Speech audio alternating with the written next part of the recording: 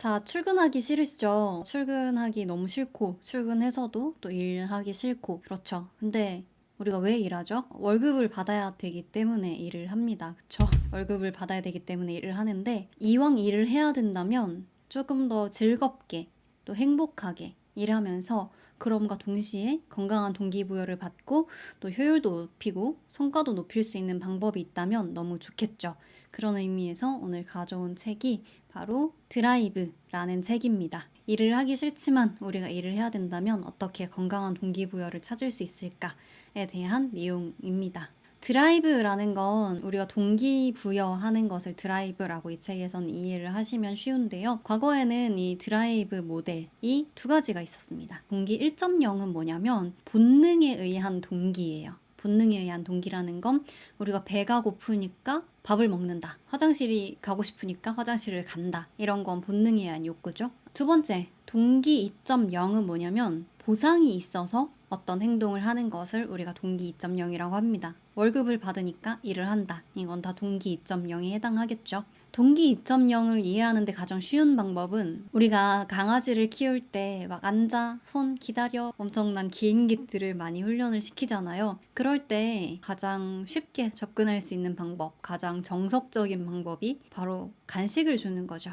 그래서 손 했을 때 손을 탁 주면은 간식을 하나 주고, 앉아 했을 때 잘 앉으면 간식을 하나 주고, 이런 게 바로 전형적인 동기 2.0에 해당하는 동기부여 방식이라고 보면 되겠습니다. if then이라는 건 네가 무엇을 하면 그러면 내가 이것을 주겠다 라는 문장이죠. 그래서 뭐 어릴 때 예를 들어서 부모님이 너 전교 1등 하면 용돈 50만 원 줄게 라고 했다든지 이런 것들이 다 동기 2.0에 해당하는 거겠죠. 그래서 사람은 동물과 마찬가지로 간식을 주면 이렇게 손도 주고 앉았다가 기다렸다가 하는 이런 강아지처럼 사람도 어떤 보상을 줬을 때 동기부여가 된다라는 것이 이제 전통적인 동기부여 이론이었고 이걸 동기 2.0이라고 합니다. 그래서 우리는 그렇다면 현대인에게 최고의 동기부여는 돈이 아닐까라고 생각하기 쉽습니다. 그렇죠? 그런데 요즘에 생각해보면 MZ세대 퇴사가 굉장히 많다라고 하죠.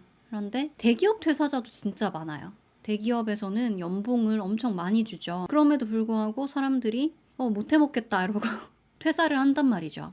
그러면 전통적인 동기부여 방식이 익숙해진 경영자들은 내가 월급도 많이 주고 인센티브도 많이 주고 보너스도 많이 주고 최고의 동기부여는 돈인데 돈이라고 생각했는데 왜 이 젊은 사람들이 갑자기 줄줄이 퇴사를 하는가 당황스러울 수밖에 없죠. 그래서 이 책에서는 동기 2.0에 대해서 비판을 하기 시작합니다. 동기 2.0이 전통적인 방식대로 효과적인 경우도 있을 수 있어요.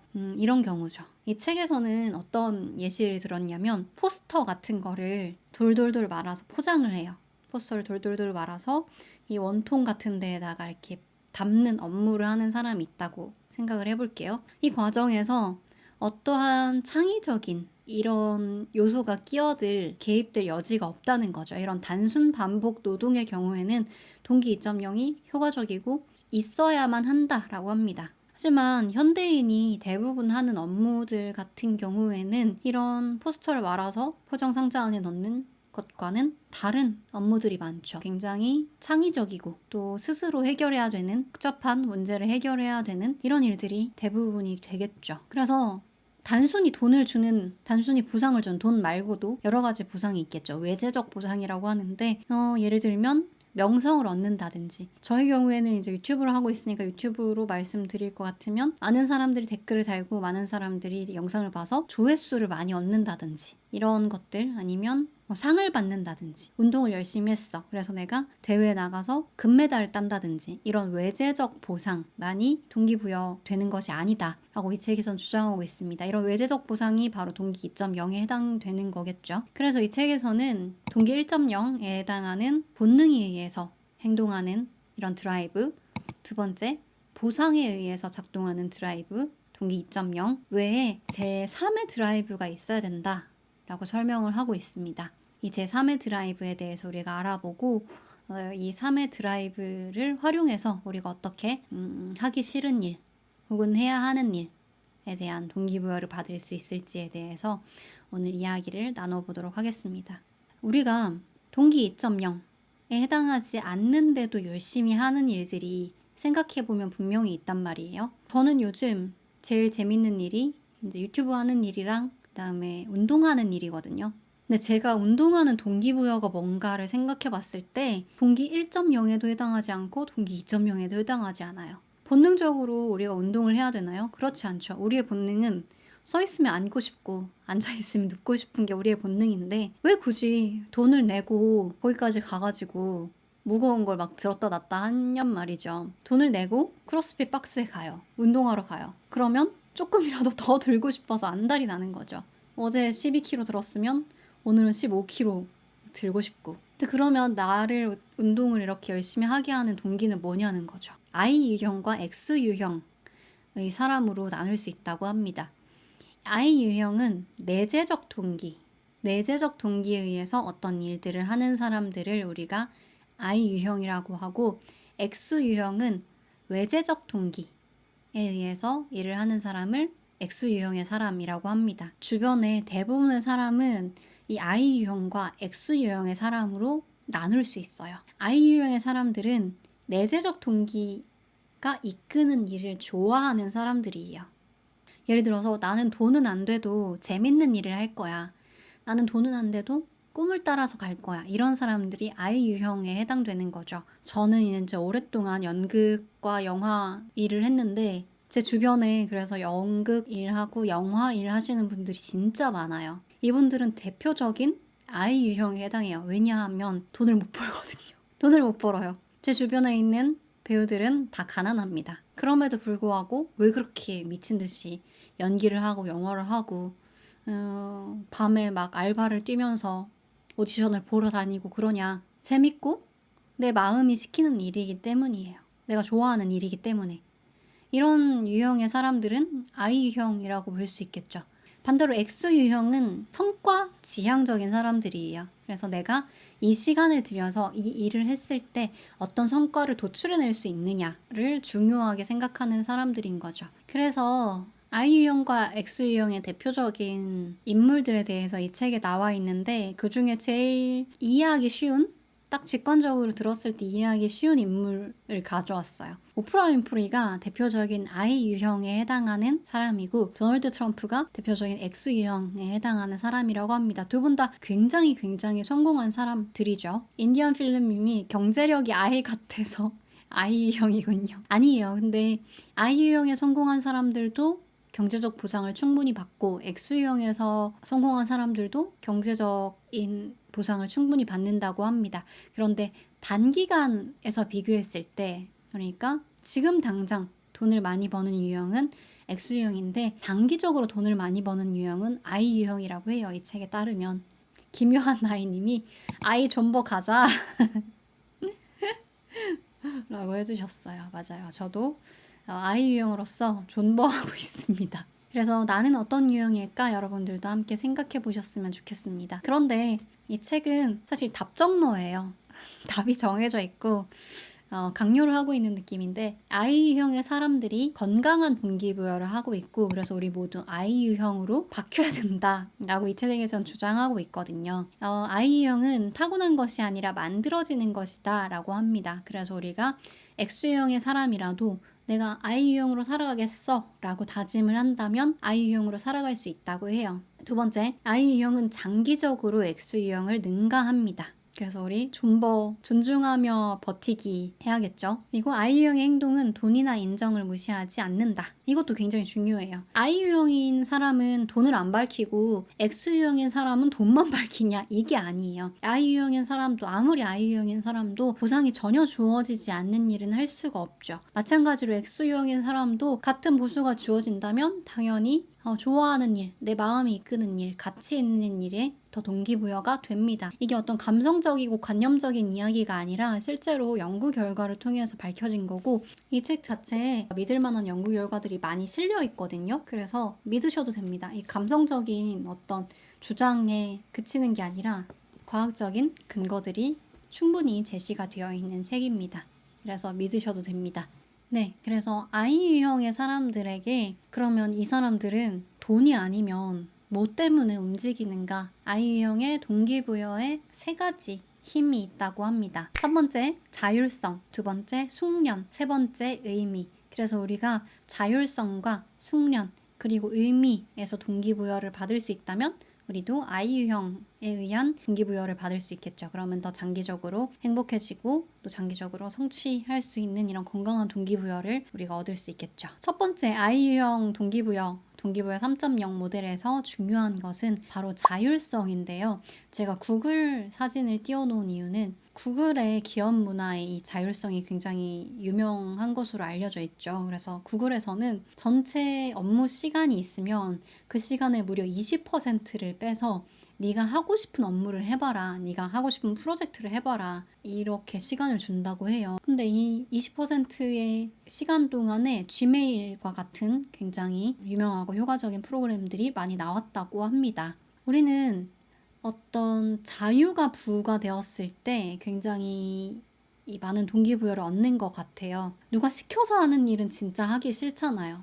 저는 그렇거든요. 저는 누가 시켜서 하는 일이 진짜 하기 싫은데 제가 학교 다닐 때 시험 공부를 진짜 싫어했거든요. 시험 기간에 도서관에 앉아있는 걸 너무너무 싫어했었고 그래서 나는 공부를 정말 싫어하는 사람이구나. 나는 공부에 재능이 없는 사람이구나 라고 생각을 했는데 학교를 졸업하고 나서 매일매일 공부를 누가 시키지 않아도 남아서 하게 되더라는 거죠. 어떤 진료를 보고 나서 그 진료에 대해서 궁금한 게 있다든지 해결되지 않은 문제가 있다든지 더 알고 싶다든지 이런 게 있으면 남아서 공부를 계속 하게 되더라는 거죠. 2시간이고 3시간이고 거기에 빠져서. 왜 그런가? 라고 생각해서 봤을 때 자율성이 있는 공부와 자율성이 없는 공부는 완전히 차원이 다르고 공부 자체가 재미가 없는 게 아니라 자율성이 없는 공부, 그러니까 언제까지 여기까지 외워와, 그렇지 않으면 성적을 주지 않을 테다 라고 했을 때 이 자율성을 빼앗긴 공부는 재미가 없었던 거죠. 그래서 동기 2.0에 해당하는 공부는 네가 이 공부를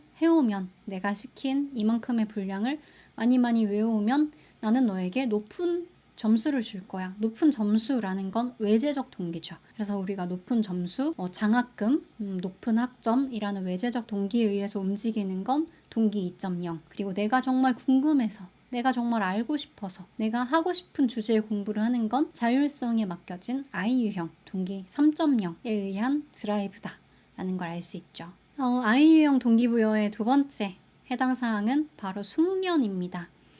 이 책에서도 어김없이 미하엘 칙센트미하엘가 등장합니다. 이분 진짜 동기부여, 몰입, 집중 이런 분야에서 인용이 안 될 때가 없어요. 몰입의 즐거움, 이 책은. 그렇죠? 몰입에 대한 완전 권위자시죠.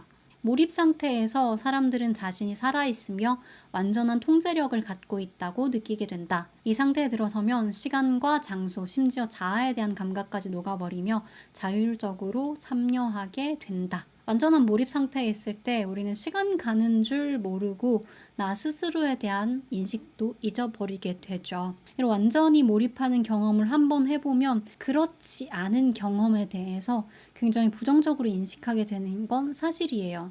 한번 경험하기 시작하면 이 경험은 중독성이 있어요. 그래서 계속 하게 되고, 그래서 우리가 요즘 많이들 하는 고민이 쇼츠, 도파민 중독에서 벗어나고 싶은 이런 고민을 많이 하시잖아요. 많은 분들이. 근데 이런 진짜 몰입하는 경험들을 하게 되면 다른 소소하고 몰입의 경험을 하지 않게 되는 이런 활동에 대해서 부정적으로 말하자면 보잘것없게 느껴진달까? 무엇보다 몰입 상태에서 해야 할 일과 할 수 있는 일 간의 관계는 완벽해진다. 도전은 지나치게 쉽지도 지나치게 어렵지도 않다. 자신의 현재 능력보다 한두 단계 위를 도전하기 때문에 몸과 마음을 힘껏 뻗다 보면 노력 자체가 최고의 보상이 된다. 이러한 균형감은 일상적인 다른 경험들을 능가할 정도의 집중력과 만족도를 안겨준다라고 합니다. 여기서 말하는 숙련은 그 미하엘 칙센트미하엘가 말하는 몰입의 일과도 비슷한 거예요. 너무 어렵지도 않고 너무 쉽지도 않은 일입니다. 너무 어렵다는 건 좌절, 너무 쉽다는 건 지루함에 해당하죠. 그리고 I 유형 세 번째 동기 드라이브에 해당하는 바로 의미입니다. 사진은 저예요. 보라색 옷을 입고 있는 게 저고요. 유기견 보호소에 가서 봉사를 하던 때의 사진입니다. 5월 말이었던 것 같네요. 제가 이 사진을 넣은 이유는 제가 작년에 역대급 힘든 봉사활동을 다녀왔거든요. 여름에 해서 굉장히 덥기도 했는데 체력적으로 진짜 너무 힘든 거예요. 나중에 한 5시 정도 되니까 진짜 진지하게 도망갈까 싶을 정도로 진짜 너무 힘들더라고요. 근데 아무도 도망가지 않고 그 12시간의 야외 봉사활동을 다 마쳤어요. 쓰러질 것 같았거든요. 근데 그런 생각이 드는 거예요. 만약에 이걸 일이라고 하고 시켰으면 당장 거기 있는 모든 사람들이 사표 쓰고 도망갔을 거다. 그리고 이거 노동부에 고소했을 거다. 그런데 아무도 탈주하지 않고 그 봉사활동을 마쳤어요. 왜 그러냐? 일이 아니라 봉사활동이었기 때문이라고 저는 생각하거든요. 왜? 의미 있는 일이었기 때문에. 그때 저희가 한 일이 뭐였냐면 암컷 강아지 100마리 넘게 중성화 수술을 했는데요. 왜 암컷 강아지 100마리 넘게 중성화를 했냐? 강아지 공장이라고 하죠. 우리가 펫샵에 갈 강아지들을 생산하는 공장인 거예요. 그래서 모견, 어미 강아지들, 그러니까 새끼를 계속해서 낳는 이 모견들이 엄청나게 많은 불법 번식장이 있어요. 거기에서 이제 태어난 예쁜 새끼 강아지들은 계속해서 펫샵으로 가는 거고, 거기에 갇혀서 이제 계속 새끼를 낳는 어미 강아지들이 있는 거죠. 더 이상 새끼 낳는 일에 동원되지 말고 일반 가정에 가서 다른 반려동물들처럼 예쁨 받고 살아라 라는 거예요. 그러니까 이 중성화 수술이라는 건 이 강아지들의 삶에서, 인생에서, 견생인가요? 아무튼 이 강아지들의 삶에서 전환점이 되는 거죠. 새끼를 계속해서 낳아야 되는 모견으로서의 삶에서 예쁨 받는 어떤 한 반려동물의 삶으로 전환되는 딱 그 전환점에 저희가 있었던 거죠. 그런 의미를 생각했을 때 아무리 힘들고 아무리 신체적으로 지쳐도 이 모든 사람들이 버티면서 봉사를 했던 거예요. 그게 바로 의미죠. 동기 3.0인 거고. 실험을 했어요. 대학생들 상대로 실험을 했는데 2가지 부류의 대학생들이 있었어요. I 유형과 X 유형이죠. 그래서 외제적 열망이 있는 대학생. 나는 졸업하면 돈을 얼마를 벌 거고 뭐 어떤 위치에 가서 혹은 어떤 회사에 취직해서 이런 자리에서 일을 할 거야. 그리고 나는 이런 걸 개발해내는 사람이 될 거야. 라는 이런 외제적 열망을 가진 대학생이 있고요. 내재적 열망을 가진 대학생도 있어요. 나는 뭐 사람들을 최대한 많이 돕는 사람이 되고 싶어. 나는 뭐 수의대생이면 많은 동물들을 돕는 수의사가 되고 싶어. 라든지 예술 전공이면 사람들에게 감동을 주는 어떤 작품을 만드는 이런 예술가가 되고 싶어 라든지 이런 내재적인 열망을 가진 대학생이 있었어요. 그래서 이 2부류로 대학생을 2그룹으로 나누고 졸업 후까지 추적 관찰을 해본 거죠. 근데 실험의 결과를 여러분들도 유추할 수 있지 않을까요? 그렇죠? 이 외재적 열망을 가진 대학생들을 졸업한 이후에 추적 관찰을 해봤더니 원하는 부와 명성을 달성하는 중입니까? 라고 물어봤어요. 그 중에 yes라고 대답한 대학생들이 있어요. 그러니까 학생일 때 어떤 목표했던 지점을 이룬 거죠. 목표했던 기업에 취업을 했다든지 목표했던 연봉을 받는다든지 목표했던 만큼 인정을 받고 있는 중인 이런 사회인이 된 거죠. 이 사람들을 대상으로 조사를 해봤더니 대학생 때와 그냥 비슷한 수준의 자존감을 유지하고 있었어요. 대학생 때보다 더 행복해졌냐? 그렇지 않아요. 대학생 때랑 비슷한 자존감을 유지하고 있었어요. 그리고 의외로 목표를 달성한 이후에도 계속 불안과 우울에 시달리고 있었어요. 왜인지는 저는 좀 알 것 같아요. 어떤 외재적인 목표라는 건 한 번 달성했다고 해서 그게 영원하지 않거든요. 내가 지금 8천만 원의 연봉을 받고 있다고 해서 영원히 이 연봉을 받을 수 있는 건 아니고 내가 이번에 운 좋게 승진했다고 해서 다음 승진이 보장된 것도 아니죠. 그렇기 때문에 계속해서 불안하겠죠. 내가 지금 얻은 것을 잃지 않기 위해서. 내재적인 열망을 가졌던 대학생들에게 이제 이 친구들이 졸업하고 사회에 나갔을 때 질문을 해봐요. 원하는 목적, 목표를 달성하는 중입니까? 라고 물었을 때 yes라고 대답한 대학생들만 대상으로 조사를 해봤더니 대학생 때보다 만족도와 행복도가 더 높아졌습니다. 불안감과 우울감은 줄어들었다고 해요. 이 연구 결과만 봤을 때는 되게 식상하지 않나요?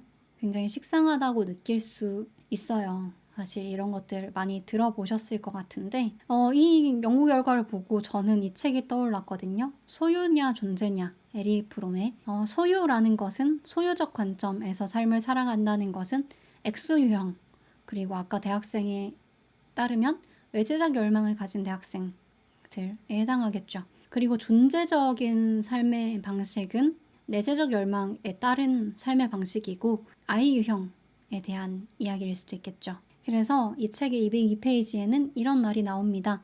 우리는 적극적으로 참여하도록 만들어졌다. 또한 우리는 다른 이들로부터 인정받으려고 발버둥 칠 때보다 자신의 목소리에 귀 기울일 때 자신의 삶에서 가장 풍요로운 경험을 한다는 것도 안다. 다시 말해서 자신에게 중요한 무언가를 하고 그 무언가를 잘하고 또 자신보다 큰 대의를 위해 노력할 때 우리는 가장 풍요롭다 라고 합니다. 식상해요. 식상하고 그런데 이 이야기를 제가 반복해서 하고 이 책을 계속해서 소개해드리고 싶고 또 소유냐 존재냐라는 책을 좋아하는 이유는 이렇게 살기가 어렵기 때문입니다. 대부분의 사람들이, 대부분의 어른들이 이렇게 살아야 된다. 물질적인 보상만이 나의 노력을 대변해 줄 수 있다. 라고 이야기를 하죠. 이런 정량적인 평가 방식으로 나는 성공했다, 성공하지 못했다. 라는 걸 증명할 수 있죠. 입증하려고 하죠. 많은 사람들이. 그래서 내가 열심히 했는데 승진하지 못했을 때 혹은 사람들로부터 인정받지 못했을 때 어떤 충분한 보수를 받지 못했을 때 우리는 스스로 실패했다고 느끼기가 쉬워요. 취직을 못했어. 남들보다 좋은 회사에 취직하지 못했어. 내가 좋아하는 일이긴 하지만 친구들은 대기업을 다니는데 나는 중소기업밖에 다닐 수가 없어. 이랬을 때 우리가 진짜로 나는 성공했다. 나는 내가 좋아하는 일을 하고 있기 때문에 괜찮다. 라고 말할 수 있는 용기가 사실 없어요. 많은 사람들이.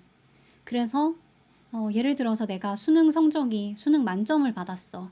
근데 나는 우주과학자가 되고 싶어. 나는 우주에 대해서 연구하고 싶어. 나는 물리학을 연구하고 싶어. 하지만 수능 만점을 받았으면 서울대 의대를 가게 되죠.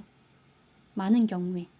내가 진짜 내재적 동기에 의해서 어떤 선택을 하기가 굉장히 어렵고 굉장히 큰 용기를 필요로 한다는 것입니다.